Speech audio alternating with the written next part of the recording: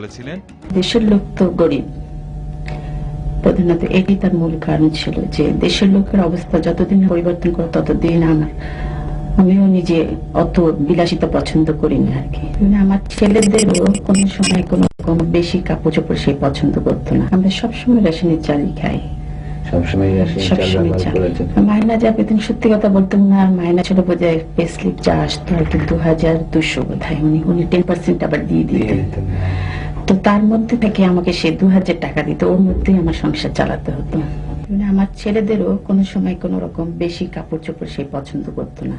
মরহুম প্রেসিডেন্ট সাহেব তোমার আব্বার আমরা বঙ্গভবনের দর্জিকে জিজ্ঞেস করেছিলাম, বলেছে যে ওখান থেকে এসে অনেক কাপড় চোপড় ছোট করে তোমাদের জন্য বানাতো দর্জি।